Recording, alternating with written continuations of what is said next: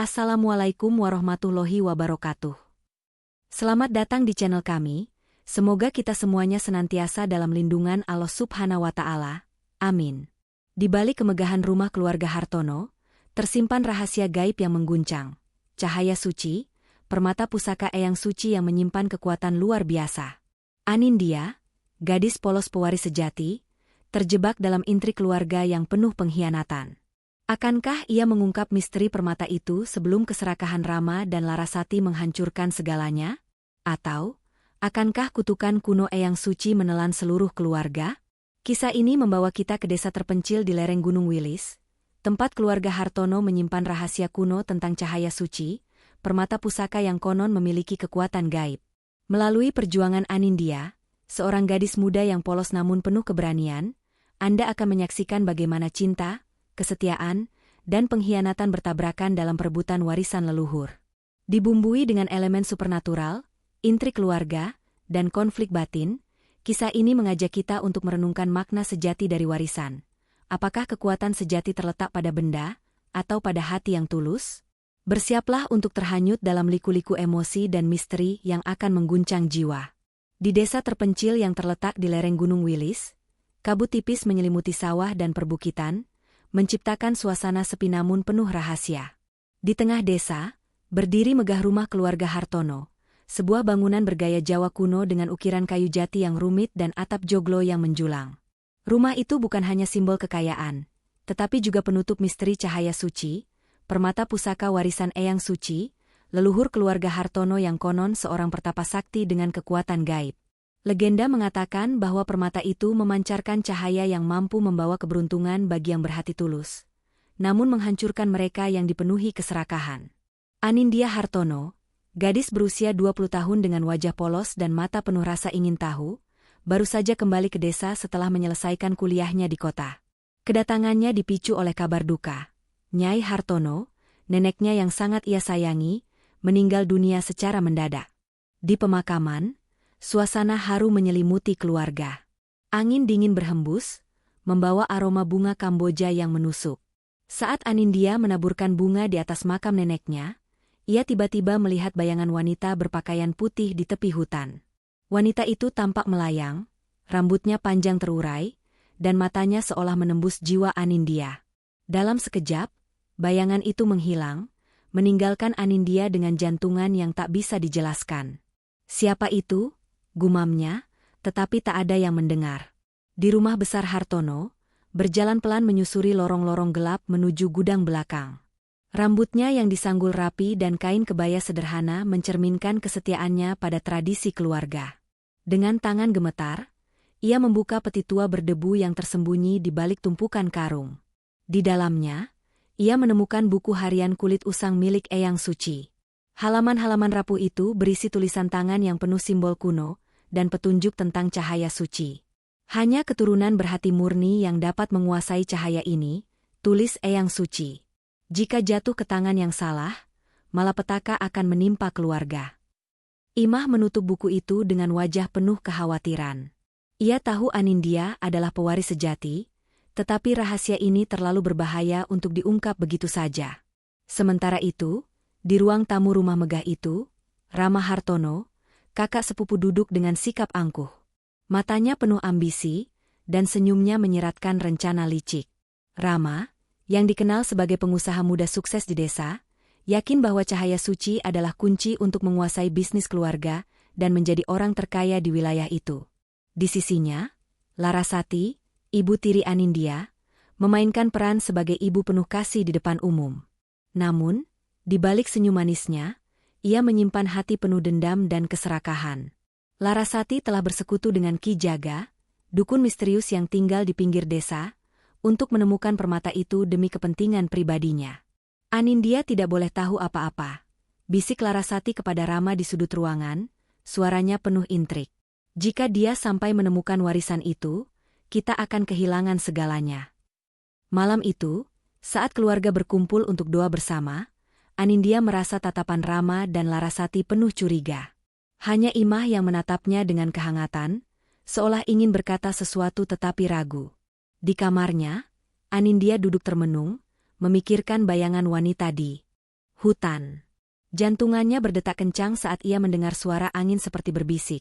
Anindya, carilah cahaya.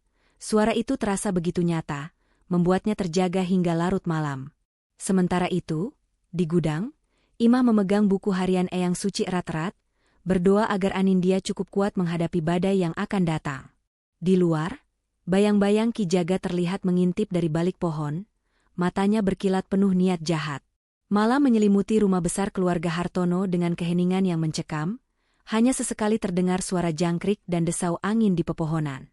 Anindya Hartono, gadis berusia yang baru tiba di desa, terbangun dari tidur gelisah di kamarnya yang berjendela kayu berukir. Dalam mimpinya, ia melihat seorang wanita tua berpakaian putih dengan wajah penuh kebijaksanaan, yang ia yakini adalah Eyang Suci. Carilah cahaya, Anindya, bisik wanita itu dengan suara lembut namun tegas. Hanya kau yang bisa menyelamatkan keluarga ini. Di belakangnya, gua di hutan tampak memancarkan sinar keemasan yang memukau, seolah memanggilnya. Anindya terbangun dengan napas tersengal, jantungnya berdegup kencang. Ia menyalakan lampu minyak di samping ranjang, mencoba memahami arti mimpi itu. Cahaya lampu menerangi wajahnya yang penuh kebingungan, mencerminkan pergolakan batin antara rasa takut dan dorongan untuk mencari tahu. Pagi harinya, sinar matahari menyelinap melalui celah-celah jendela, menerangi lorong-lorong rumah Hartono yang dipenuhi aroma kayu jati dan bunga melati. Anindya memutuskan untuk menjelajahi kamar neneknya, Nyai Hartono, yang baru saja meninggal. Di antara tumpukan kain batik dan perabotan antik, ia menemukan sebuah peti kecil berukir bunga teratai. Dengan hati-hati, ia membukanya dan menemukan buku harian kulit usang milik Eyang Suci. Halaman-halaman rapuh itu penuh dengan tulisan tangan yang elegan, bercampur dengan simbol-simbol kuno yang asing baginya. Satu kalimat menarik perhatiannya, cahaya suci tersembunyi di gua hutan Wilis, hanya terlihat oleh hati yang tulus. Anindya merasa jantungannya berhenti sejenak. Gua yang sama dari mimpinya. Apakah ini kebetulan? Di sudut lain desa, Dimas, pemuda misterius berusia 25 tahun, sedang memeriksa artefak kuno di dekat sungai. Dengan topi pet dan kemeja lusuh, ia tampak seperti arkeolog amatir yang penuh semangat. Dimas telah lama tertarik pada legenda Eyang Suci, yang menurut cerita rakyat adalah penjaga spiritual Gunung Wilis. Ketika Anindya bertemu dengannya di pasar desa, ia menceritakan mimpinya tanpa menyadari bahwa Dimas tahu lebih banyak tentang gua itu daripada yang ia akui. Dengan senyum ramah, Dimas menawarkan diri untuk membantu Anindya menjelajahi gua, mengatakan bahwa ia pernah menemukan ukiran kuno di sana. Mungkin itu ada hubungannya dengan warisan keluargamu, katanya, matanya berkilat penuh rahasia. Sementara itu, di dapur rumah Hartono, Imah, sibuk menyiapkan jamu tradisional. Wajahnya yang penuh keriput menyimpan kekhawatiran mendalam. Ia tahu bahwa Larasati, ibu tiri Anindya, sedang merencanakan sesuatu. Malam sebelumnya, Imah tanpa sengaja mendengar Larasati berbisik dengan Ki Jaga, dukun misterius, di beranda belakang. Larasati menyewa Ki Jaga untuk membuat jimat yang akan melemahkan Anindya, mencegahnya mendekati cahaya suci. Dengan tangan gemetar, Imah menemukan jimat itu disembunyikan di bawah meja makan. Tanpa ragu, ia membawa benda itu ke perapian di dapur dan membakarnya hingga hangus, sambil berdoa agar Anindya terlindungi. "Eyang, tolong jaga anak ini," gumamnya, menatap kobaran api dengan mata berkaca-kaca. Di ruang tamu, Larasati dan Rama Hartono, kakak sepupu Anindya yang ambisius, merencanakan langkah berikutnya. Larasati, dengan gaun mewah yang kontras dengan niat jahatnya, berbisik, "Kita harus memastikan Anindya tidak tahu apa-apa tentang permata itu." Rama, yang memimpikan kekuasaan atas bisnis keluarga, mengangguk dengan senyum licik. "Jangan khawatir, Bu, aku akan mengawasinya." Namun, di dalam hatinya, Rama juga merencanakan untuk mengkhianati Larasati, ingin cahaya suci hanya untuk dirinya sendiri. Di luar rumah, angin bertiup kencang, seolah membawa peringatan dari Eyang Suci bahwa badai besar akan segera datang. Langit pagi di lereng Gunung Wilis diselimuti awan kelabu, seolah meramalkan rahasia yang akan terungkap. Anindya Hartono, dengan hati penuh tekad, berdiri di depan rumah besar keluarga Hartono, memandang hutan lebat di kejauhan. Buku harian Eyang Suci yang ia temukan semalam masih terngiang di pikirannya, terutama kalimat tentang gua di hutan Wilis sebagai tempat persembunyian cahaya suci. Dengan mantel sederhana dan tas kecil berisi senter, ia memutuskan untuk menjelajahi gua itu bersama Dimas, pemuda misterius yang ia temui di pasar. Dimas, dengan sorot mata penuh semangat dan sedikit rahasia, membawa peta kasar yang ia buat dari penelitiannya tentang situs kuno di desa. Kita harus berhati-hati, katanya, suaranya rendah, hutan ini penuh misteri. Perjalanan ke gua penuh tantangan. Jalan setapak licin dipenuhi akar pohon yang meliuk, dan kabut tipis membuat pandangan kabur. Anindya merasa jantungan berdegup kencang, seolah ada kekuatan tak terlihat yang mengawasinya. Sesekali, ia mendengar bisikan halus, seperti suara Eyang Suci dari mimpinya, yang berkata, "Teruslah, anakku." Dimas, yang berjalan di depan, sesekali menoleh untuk memastikan Anindya baik-baik saja. "Kau yakin ingin melakukan ini?" tanyanya, tapi Anindya hanya mengangguk, wajahnya penuh tekad. Setelah 1 jam berjalan, mereka tiba di mulut gua yang tersembunyi di balik semak belukar. Dinding gua dipenuhi lumut, dan udara dingin berbau tanah basah. Di dalam, mereka menemukan ukiran kuno di dinding batu, gambar permata bercahaya dan tulisan Jawa kuno yang berbunyi, "Cahaya hanya akan bersinar bagi yang tulus hati." Anindya merasa ada ikatan aneh dengan tempat itu, seolah Eyang Suci memanggilnya dari alam lain. Tanpa mereka sadari, Rama Hartono, kakak sepupu Anindya yang ambisius, mengikuti dari kejauhan, dengan pakaian mahal yang kontras dengan niat jahatnya. Rama bersembunyi di balik pohon, matanya berkilat penuh keserakahan. Ia mendengar pembicaraan Anindya dan Dimas tentang cahaya suci dan bertekad merebut permata itu lebih dulu. "Kau tidak akan mendapatkan apa-apa, Anindya," gumamnya, tangannya mencengkeram pisau kecil di saku, tanda ambisinya yang tak terkendali. Di rumah Hartono, Larasati, ibu tiri Anindya yang licik, mulai curiga pada sekutunya, Ki Jaga. Dukun itu, dengan jubah hitam dan tatapan tajam, tampak terlalu percaya diri. Larasati, mengenakan gaun sutra yang mencerminkan kesombongannya, menghadap Ki Jaga di beranda belakang rumah. "Kau yakin jimat itu akan berhasil melemahkan Anindya?" tanyanya, suaranya penuh kecurigaan. Ki Jaga tersenyum licik, memainkan kalung manik-manik di tangannya. "Sabar, Nyonya.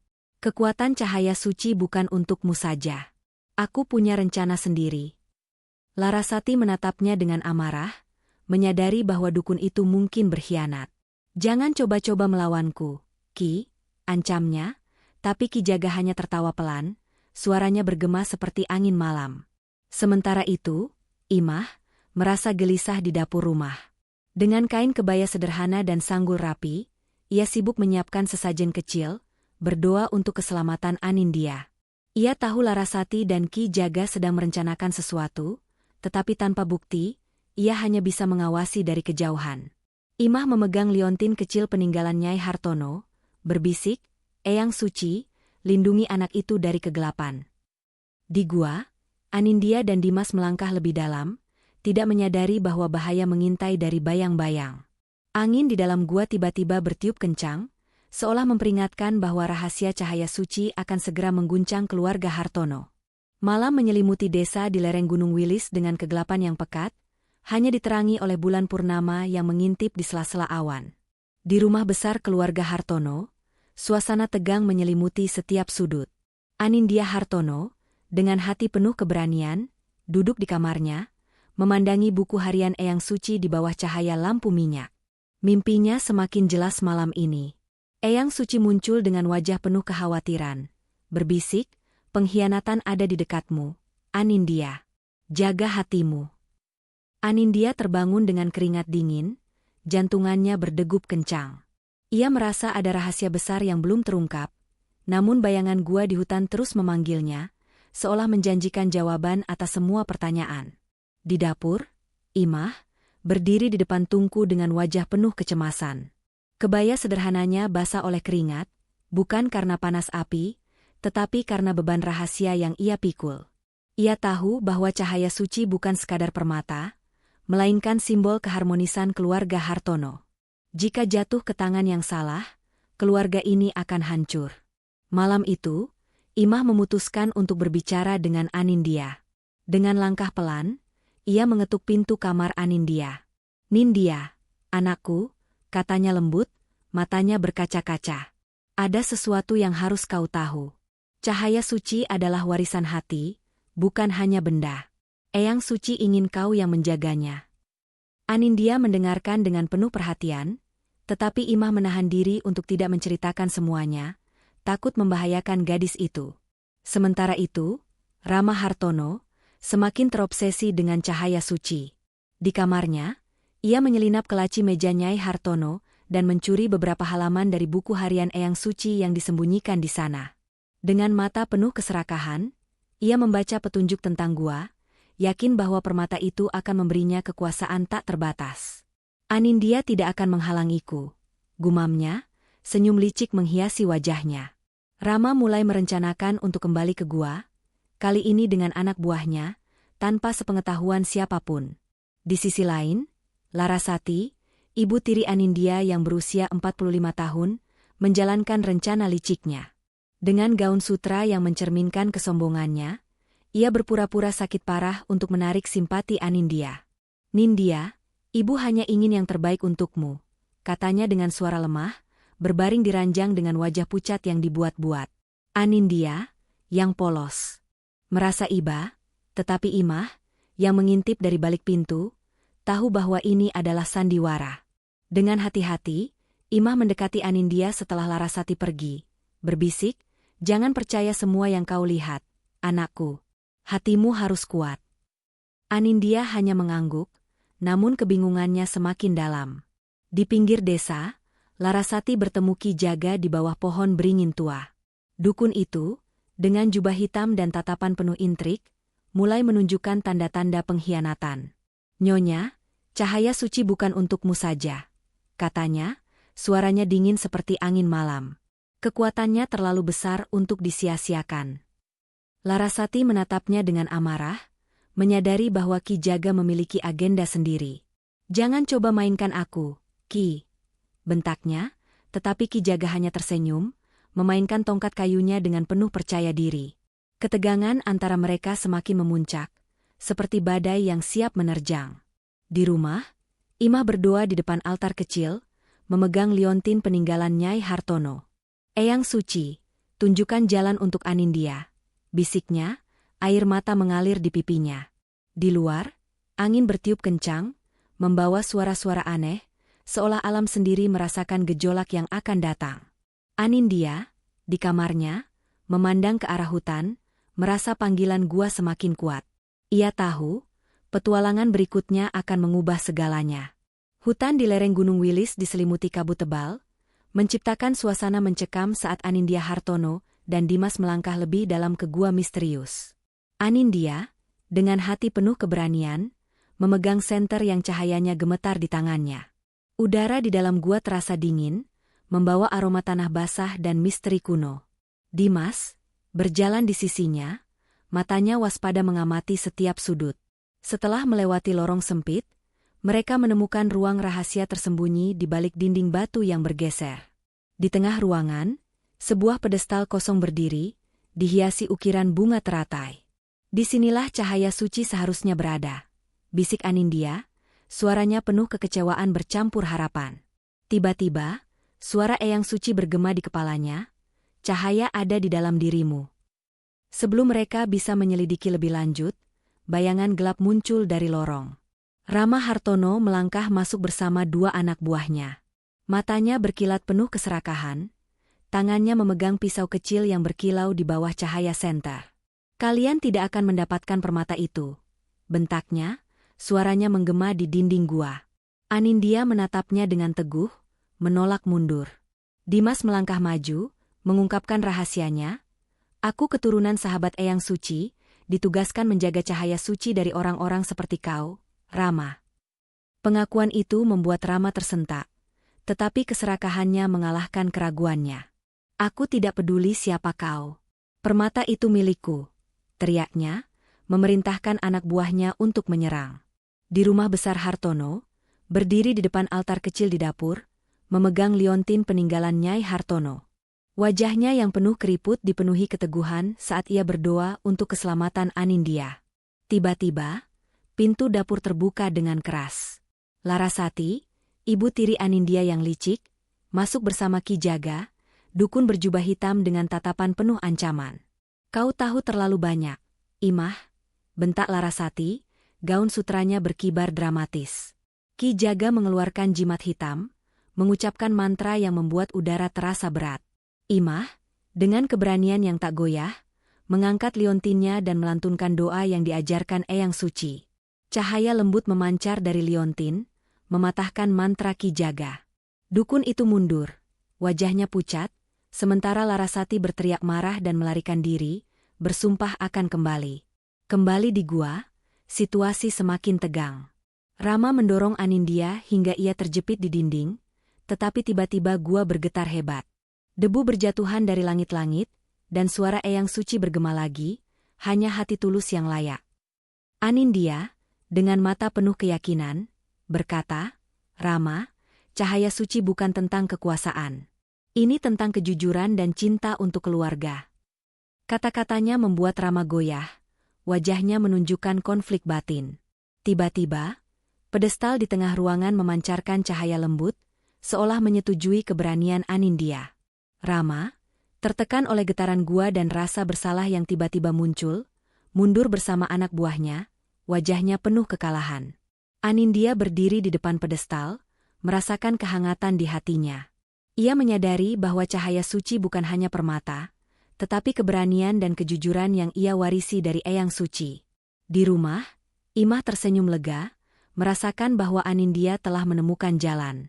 Namun, di luar, Larasati menghilang ke dalam hutan, matanya penuh dendam. Ki Jaga, yang kini terluka oleh kekuatan doa Imah, bersumpah untuk membalas. Gua masih bergema dengan bisikan Eyang Suci, seolah memperingatkan bahwa perjuangan Anindya belum selesai.